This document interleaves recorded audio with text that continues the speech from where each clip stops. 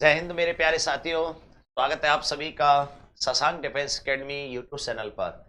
मैं शशांक शर्मा आप सभी का तहे दिल से वेलकम करता हूं, स्वागत करता हूं। दोस्तों, आप सभी बहुत अच्छे होंगे। ले रहे हैं आप सभी लगातार 5000 क्वेश्चनों का मॉक टेस्ट सीरीज। तो चल रहा है दिन और रात लगातार। दोस्तों, आज से हमने वादा किया है आपसे कि हर संडे को भी मंडे को भी 365 दिन लगातार कोई भी दिन का अवकाश नहीं होगा, चाहे किसी भी प्रकार की कोई भी सिचुएशन हो। आपके लिए सुबह 7 बजे मॉक टेस्ट उपलब्ध होगा फिजिक्स का। यदि आप तैयारी कर रहे हैं एनडीए, एयरफोर्स, नेवी एंड ऐसे कंपटीशन एग्जाम जो काफी अच्छे लेवल पर माने जाते हैं, IIT JEE, NEET, BITS Pilani या फिर इंडियन कोस्ट गार्ड जैसे एग्जामों की तैयारी कर रहे हैं, तो यह सेशन आपके लिए। यदि आप एकेडमिक क्लास में हैं, 12th क्लास में हैं, तो भी ये सेशन आपके लिए। बड़ी ईमानदारी से देखिएगा। क्लास को हम स्टार्ट करने वाले हैं। आज का मॉक टेस्ट होने वाला है 38 बच्चों। और आज हम जो क्वेश्चन कराने वाले हैं आपको, आज क्वेश्चन होने वाले हैं बच्चों 901 से 900। आज के सेशन में जबरदस्त आनंद आने वाला है आज के मॉक टेस्ट में बच्चों। चलिए स्टार्ट करते हैं बच्चों। पहला क्वेश्चन आपकी स्क्रीन पर आ चुका है। फर्स्ट क्वेश्चन आपकी स्क्रीन पर आ चुका है 901। बहुत अच्छा क्वेश्चन है, कर सकते हैं आप। वेक्टर ए बराबर आई प्लस जे द्वारा आपको एक्स एक्स के साथ बनाया गया कोण बताना है। दो वेक्टरों के बीच का एंगल निकालना है। एक्स एक्स के साथ एंगल बताना है। कोई भी आपको ये वेक्टर दे रखा है, आप एक्स एक्स के साथ एंगल बता सकते हो। कैसे? आपके पास ये जो वेक्टर दिया है आई कैप प्लस जे कैप का एक्स एक्स के साथ का एक्स एक्स के साथ एक्स एक्सिस के साथ एंगल बताना है बच्चों, के साथ कोण बताना है आपको बच्चों। तो वेरी इजी। तो अगर मैं एक्स एक्सिस को फोकस करूंगा तो एक्स एक्सिस का मतलब होता है आई कैप। ये आपके पास ये दो वेक्टर हो गए, दोनों वेक्टरों के बीच का एंगल निकालना है तो कॉस थीटा लगाना है। कॉस थीटा में इन दोनों का डॉट प्रोडक्ट करना है, i plus j dot i cap. फिर दोनों का मैग्नीट्यूड ले लेना है। ये पढ़ाया जाता है आपको डॉट प्रोडक्ट में वेक्टर के अंदर बच्चों।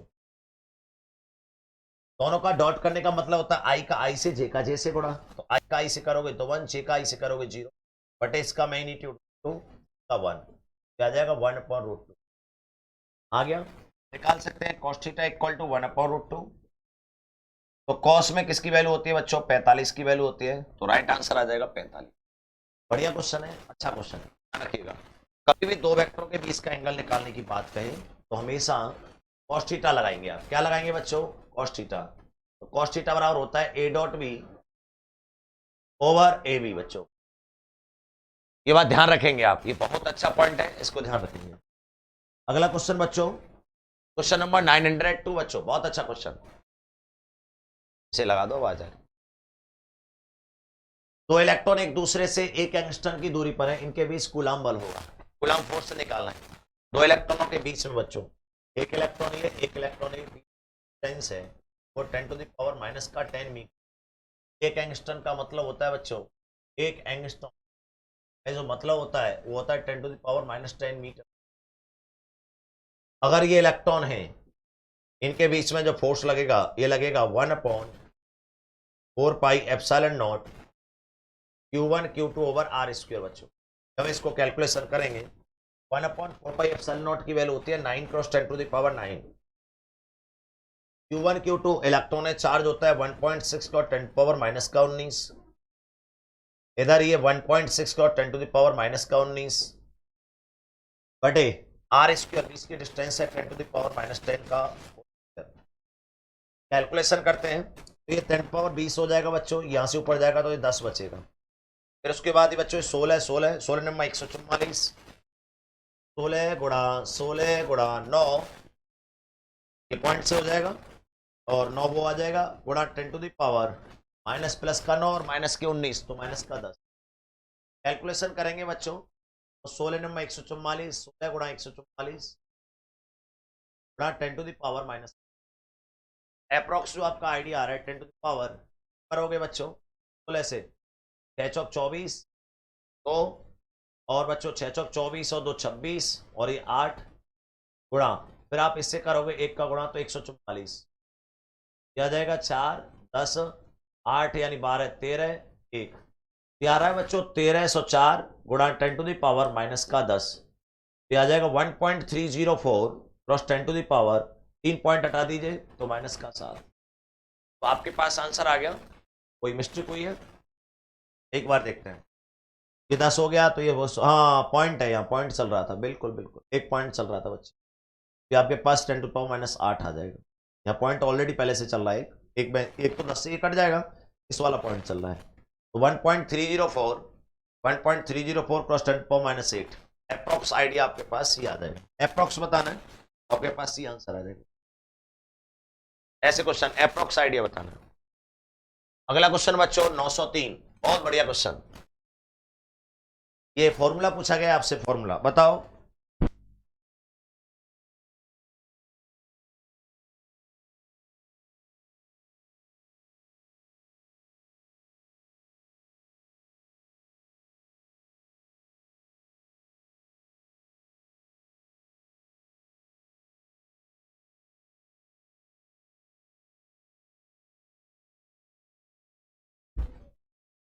हाँ बच्चों, तो डोरी से बंधे पिंड की आर के वृत्त पथ पर वैल्यू दे रखी है कि त्वरण का परमाणु कोई भी सर्कुलर मोशन है में सेंटर की ओर एक्सेलेरेशन लगता है, जो लगता है v² लगता है। क्या लगता है? v², सेंटर की ओर एक्सेलेरेशन क्या आएगा v²।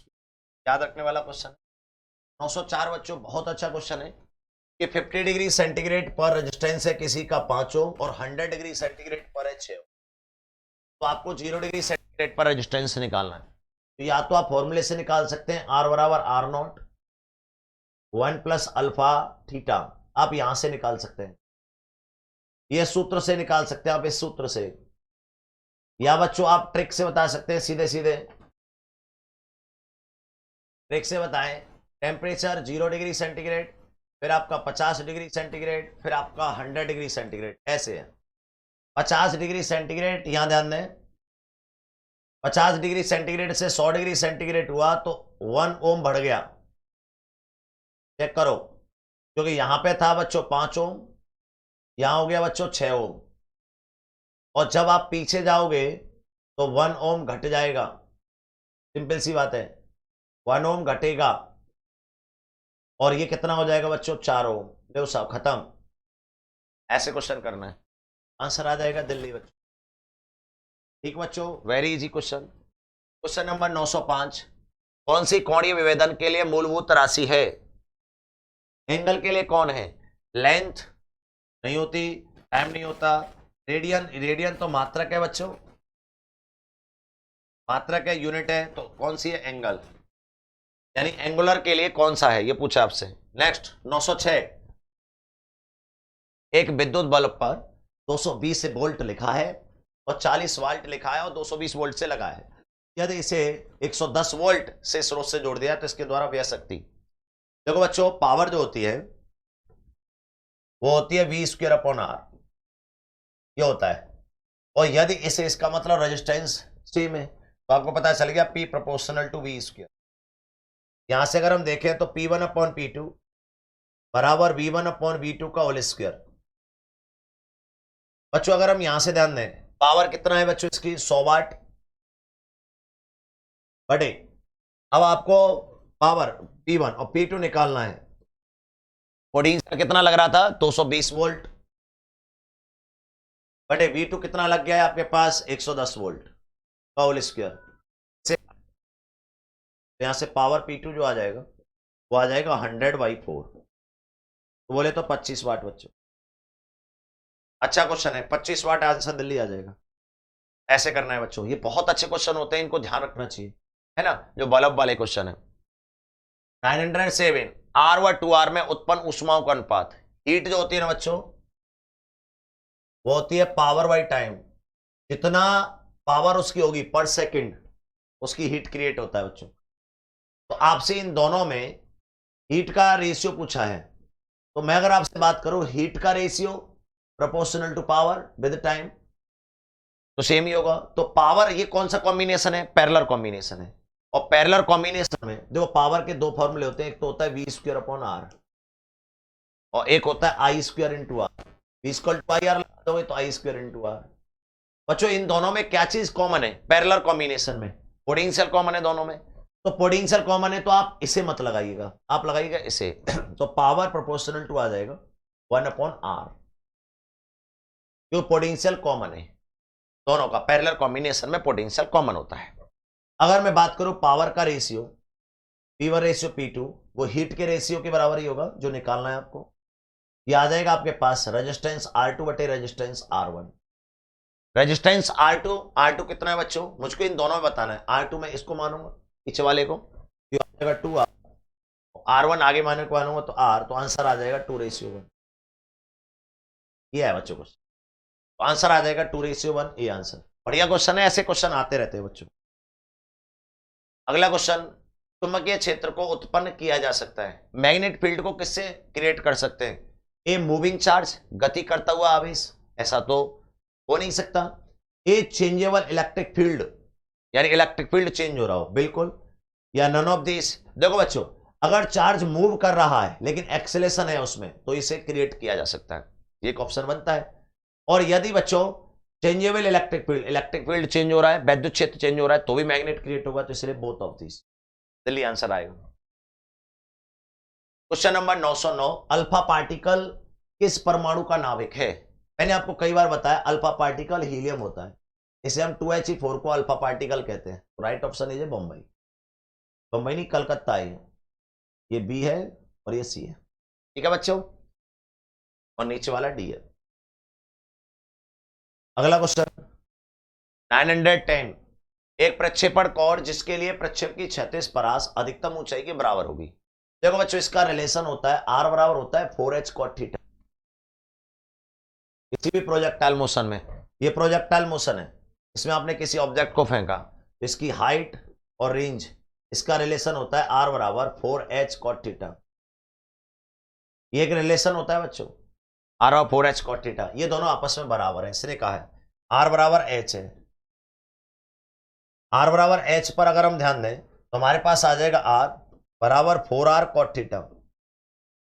R से R कट जाएगा तो यहां से cot थीटा की जो वैल्यू आ जाएगी वो आ जाएगी 1/4, इधर आ जाएगी, तो आपके पास tan थीटा की जो वैल्यू आ जाएगी वो आ जाएगी 4।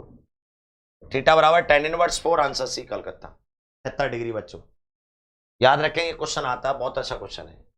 एक और क्वेश्चन बच्चों, एक वस्तु का संवेग नियत है, मोमेंटम क्या है? कांस्टेंट है, तो इनमें से कौन सी राशि नियत रहेगी? बढ़िया क्वेश्चन। अगर कोई भी चीज का मोमेंटम कांस्टेंट है, क्या मतलब है इसका? इसका फोर्स भी कांस्टेंट होगा, वेलोसिटी भी कांस्टेंट होगी, एक्सेलरेशन भी कांस्टेंट होगा, सब कुछ कांस्टेंट हो जाएगा बच्चों, ऑल ऑफ दिस याद रखिएगा इसे। रॉकेट की गति किसके संरक्षण पर आधारित है? बच्चों रॉकेट कैसे गति करती है जानते हैं? ये होती है रॉकेट, इस तरीके से रॉकेट को डिजाइन किया जाता है, तो इसमें ईंधन भरा होता है और ईंधन बहुत तेजी से नीचे लगता है, तो न्यूटन के थर्ड लॉ के आधार पर तो ये ऊपर उठता है, अग्निवीर के पेपर में पूछा गया था। लेकिन काम किस पर करती है बच्चों? इसका मास अधिक होता है और इसमें एनर्जी बहुत ज्यादा होती है, एनर्जी खत्म तो ये डिब्बा नीचे गिर जाता है, एयर में गैस बन जाता है। फिर ये डिब्बा अगर नीचे गिर जाता है तो जैसे जैसे मास खत्म होता जाता है इसकी वेलोसिटी वैसे बढ़ती जाती है, m1v1 बराबर m2v, यानी मास जो है वो प्रोपोर्शनल होता है 1/वेलोसिटी के, तो मास कम होता जाता है तो वेलोसिटी बढ़ती जाती है। यही थ्योरी पर इसका रॉकेट का वेलोसिटी ऑटोमेटिक इंक्रीज होता जाता है, इसीलिए इसे लीनियर कंजर्वेशन लॉ कहा जाता है, देखिए संवेग संरक्षण नियम। ठीक है बच्चों, सी क्वेश्चन। अगला, F बराबर cx बल के प्रभाव में x बराबर 0 से x बराबर x1 तक विस्थापित होता है, इस प्रक्रिया में कार्य बताना है, वर्क डन बताना है बच्चों, बहुत ही सिंपल है। देखो बच्चों, वर्क डन जो होता है वो होता है integration f into D x. क्यों f इंटीग्रेशन लगेगा? क्योंकि बच्चों फोर्स कांस्टेंट नहीं है। इंटीग्रेशन x बराबर 0 से x बराबर कहां तक लेना है? x1 तक लेना है। इंटीग्रेशन मार दो, f की cx वैल्यू लगा दो dx, तो ये 0 से x1, c को कांस्टेंट है और x का हो जाएगा इंटीग्रेशन x² 2, और लिमिट ले जाएगी 0 से x1, ये आ जाएगा half c x1², half c x1², तो आप सी x1² बम्बई। बच्चों बहुत अच्छा क्वेश्चन, ऐसे क्वेश्चन आते रहते हैं बच्चों। अगला क्वेश्चन बच्चों, 3 kg के पिंड पर बल लगाने से उसमें उत्पन्न विस्थापन का समीकरण दे रखा है, इक्वेशन दिख रहा होगा आपको। तो इस बल द्वारा प्रथम 2 सेकंड में कार्य बताइए। देखो बहुत अच्छा क्वेश्चन है, वर्क डन बताना है। अब मुझे ये सिर्फ देखना है कि डिस्प्लेसमेंट से एक्सेलेरेशन कैसा आ रहा है, और एक्सेलेरेशन में टाइम आ रहा है, चेक करो। मैंने एस बराबर दे रखा है टी क्यू बाई 3, ऐसा क्वेश्चन आए कभी तो क्या करना होगा, सबसे पहले आप इसका डिफरेंशिएशन करें, D S over D T. ऐसा करने से आपके पास ये 3t² अपॉन 3 आ जाएगा, 3 से 3 कट जाएगा तो ये आ जाएगा t², और ये आगे वेलोसिटी की वैल्यू, क्योंकि दिस इज वेलोसिटी बच्चों। अब आपके पास वेलोसिटी आ गई है t², मैं एक और बार डिफरेंशिएशन करूं तो dv ओवर dt, डी मेरे पास एक्सेलेरेशन आ जाएगा और ये 2t आ जाएगी। इससे पता चल रहा है कि यह भी t पर निर्भर है। बात को समझना बच्चों, तो इसका फोर्स भी बदलेगा, भी बदलने वाला है। फोर्स क्या है, ये बदलने वाला है। अब फोर्स बदलने वाला है किसी का, तो बच्चों समझो मेरी बात को कि अगर इसका फोर्स बदलने वाला है, चेंजेबल फोर्स है इसका, तो जब चेंजेबल फोर्स है, बात को समझिएगा, तो इसका जो वर्क डन होगा वह क्या होगा, एनर्जी के बराबर होगा, और एनर्जी होती है हाफ mv² बच्चों, याद रखिएगा। जो वर्क डन है वो एनर्जी के बराबर हो जाता है अगर फोर्स चेंजेबल, फोर्स क्या कांस्टेंट नहीं होता। 1/2 एम मेरे को दे रखा है 3 kg, और v मेरे को निकालना है, t बराबर दे रखा है मेरे पास 2 सेकेंड, तो यहां से मैं v निकाल देता हूं, तो v बराबर t², तो v बराबर 2 सेकेंड यानी 2 का होल स्क्वायर, बोले तो 4, तो वेलोसिटी आ गई 4 मीटर पर सेकेंड, लगाओ यहां, तो 4 का होल स्क्वायर बच्चों, 4 चौक 16, 16 48/2 जूल, बोले तो 24 जूल बच्चों। अच्छा क्वेश्चन है, बहुत फेमस क्वेश्चन है, इसको ध्यान रखेंगे। Delhi is the right answer बच्चों। अगला क्वेश्चन 915, एक अर्धवृत्तीय वलय का उसके केंद्र से होकर जाने वाली, हाफ सर्कल वलय रिंग है, के केंद्र से होकर जाने वाली तथा उसके तल के लंबवत अक्ष के प्रति जड़त्व गुण, यानी इसके केंद्र से जाने वाली है और परपेंडिकुलर, ये सब जानते हैं मोमेंट ऑफ इनर्शिया mr² होता है बच्चों। ये पढ़ाया जाता है आपको कि r रेडियस है, मास इसका m है, इसका मोमेंट ऑफ इनर्शिया होता है बच्चों mr², ये इज द राइट आंसर। अगला क्वेश्चन, किसी भी उपग्रह में एक सरल लोलक का आवर्तकाल होगा। देखो बच्चों, कोई भी सैटेलाइट है, पहले इसको समझ लेना चाहिए, ये एक सैटेलाइट है बच्चों, सैटेलाइट में ग्रेविटी जो रहती है वो 0 मानी जाती है, माना जाता है सैटेलाइट के अंदर। तो जब आप टाइम पीरियड का फॉर्मूला निकालोगे, टू बराबर 2π√L/g, जी की जगह 0, उसका टाइम पीरियड क्या आ जाएगा, इन्फानाइट आ जाएगा। इसका मतलब ये है कि जो पेंडुलम है वो ऊपर चला जाएगा लेकिन फिर नीचे लौट के नहीं आएगा, कब तक, अनंत काल टाइम तक, इस वजह से इसका टाइम पीरियड इन्फानाइट माना जाता है। अगला 917, बढ़िया क्वेश्चन बच्चों, ध्यान से समझे। कहा है क्वेश्चन में कि माना पृथ्वी की सतह से h ऊंचाई पर g का मान में जो बदलाव होता है, पृथ्वी की गहराई से भी g के मान में वही बदलाव होता है। हाइट में जाने पर जो g का मान बदला है, यानी डेल्टा जी जो बदला है, बदला कितना बदलता है, ये 2gh ओवर 2gh, ये बदलता है, बदलाव इतना बदलता है बच्चों, है ना, 2gh ओवर re, ऐसे बदलता है। और जो डेप्थ में जाने पर जो बदलता है डेल्टा जी डैश, ये बनता है G D G over R E. Formula पढ़ाए जाते हैं बच्चों आपको, तो यानी सेम बदले, समान बदले, समान बदले, समान बदलने पर 2gh ओवर आर ई बराबर D G over R E से आर ई, जी से जी, तो डी बराबर 2h। इसकी बच्चों ट्रिक भी बना रखी है, दादा 2 बार हारी, ठीक है, बहुत फेमस क्वेश्चन है। तो h बराबर आ जाएगा, h बराबर आ जाएगा या d बराबर 2h, ये दे रखा है, ठीक है बच्चों। यानी हाइट में जाने पर g डैश जो बदलता है, g डैश हो जाता है g 1 - 2h over R E height में, और डेप्थ में जाने पर g डैश की जो वैल्यू आती है g 1 - d over R E. ये है क्वेश्चन, ऐसे क्वेश्चन आपके लिए दिए जाते हैं, बहुत ही ध्यान से। अगला 918 क्वेश्चन, यदि गैसीय निकाय को 110 जूल ऊष्मा देने पर, थर्मोडायनामिक्स का फर्स्ट लॉ डेल्टा क्यू बराबर डेल्टा यू प्लस डब्ल्यू, इससे होगा, करो, ऊष्मा देने पर किया गया कार्य कितना होगा यदि निकाय की आंतरिक ऊर्जा परिवर्तन 40 जूल।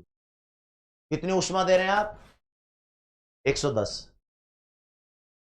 आंतरिक ऊर्जा में परिवर्तन 40, वर्क डन निकालना है। क्वेश्चन खत्म। W बराबर 110 माइनस 40, बोले तो 70 जूल। बड़ा बढ़िया क्वेश्चन है बच्चों, ऐसे क्वेश्चन बहुत आते हैं, ध्यान रखिएगा। अगला क्वेश्चन 919 क्वेश्चन बच्चों, स्वतंत्र कोटि n के पदों में किसी गैस के दो विशिष्ट ऊष्माओं का अनुपात आपके पास दे रखा है Cp ओवर Cv बराबर गामा, होता भी है, लेकिन गामा की जो वैल्यू और डिग्री ऑफ फ्रीडम एफ की वैल्यू होती है 1+2/f, लेकिन एफ के पास क्या दे रखा है इसने, n दिया है, तो 1+2/n ये रहा फॉर्मूला होता है बच्चों ये Cp का और Cv का। अगला, द्विपरमाणु गैस के लिए विशिष्ट ऊष्माओं का अनुपात होगा डुअल एटम गैस के लिए, और डुअल एटम गैस Cpo व Cv, इसे हम गामा बोलते हैं, और ये होता है 1+2/f। डुअल एटम गैस के लिए डिग्री ऑफ फ्रीडम एफ का वैल्यू बच्चों 5 होता है, सिंगल एटम के लिए 3, पॉलीटोमिक गैस के लिए 6 होता है, तो 1+2/5, तो 1+0.4 बोले तो 1.4, तो मेरे पास आंसर आ जाएगा 1.4। बढ़िया क्वेश्चन है, अच्छा क्वेश्चन है। अगला बच्चों क्वेश्चन, एक और एग्जांपल 921, यदि वस्तु के 3 प्रतिबिंब प्राप्त करने के लिए 2 समतल दर्पणों को रखा जाए तो किस एंगल पर रखेंगे, 3 इमेज बनाने के लिए। वैसे भी याद होगा ये क्वेश्चन, बहुत सारे बच्चों को याद होता है, लेकिन आपको नहीं याद है तो आप समझदार हैं, इस तरीके से कर सकते हैं समझदार होने के नाते। तो थीटा बराबर, थीटा निकालना है, तो नंबर ऑफ इमेज बराबर होता है 360 में थीटा का भाग देते हैं, इसकी वैल्यू दे रखी है -1, ये कंडीशन होती है। एन की वैल्यू दे रखी है 3 बराबर 360/थीटा -1, ये हो जाएगा 4 बराबर 360/थीटा, तो थीटा बराबर हो जाएगा 360/4, ये हो जाएगा बच्चों 90 डिग्री, यानी दोनों होंगे perpendicular. C is the right answer. Next question बच्चों 922, बात कर लो उनसे। समतल दर्पण की फोकस दूरी होती है, बहुत बढ़िया क्वेश्चन। फोकस दूरी प्लेन होता है, तो फोकस दूरी क्या होगी, इनफाइनाइट होगी। प्लेन मिरर की फोकल लेंथ होता है झुकाव बच्चों, उसका आधा। अगला क्वेश्चन बच्चों, इनफाइनाइट है, देखना है कहां, ये रहा ए। अगला क्वेश्चन बच्चों, एक घड़ी में वास्तविक समय 3:25 हो रही है, तो इसे समतल दर्पण में देखने पर क्या देखेगा। बढ़िया क्वेश्चन है बच्चों। प्लेन मिरर में अगर आप कोई भी समय देखना चाहते हैं, 3:25 है, तो आप इसमें 11:60 से घटा दीजिए, 11:60 से घटा देते हैं, तो ये बच्चों हो जाएगा 35, और ये बच्चों हो जाएगा 8:35। तो इसे हम इस तरीके से निकाल सकते हैं, 8:35, ये आंसर। 924, स्थिर दाब व स्थिर आयतन पर स्पेसिफिक विशिष्ट ऊष्माएं दे रखी हैं, गामा आर सार्वत्रिक, तो सीवी की वैल्यू बतानी है बच्चों।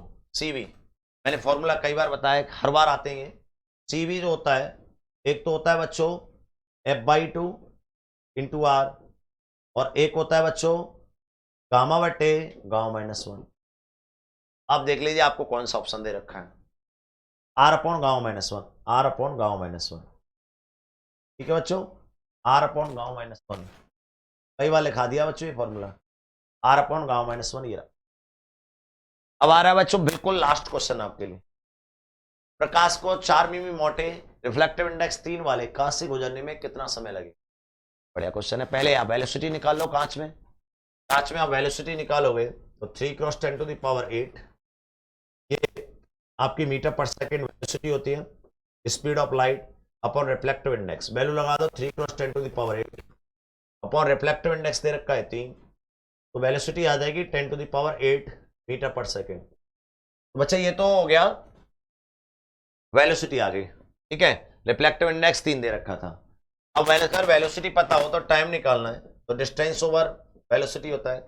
तो डिस्टेंस कितना दे रखा है, 4 मिमी, 4 मिमी का मतलब होता है -3 मीटर हो गया।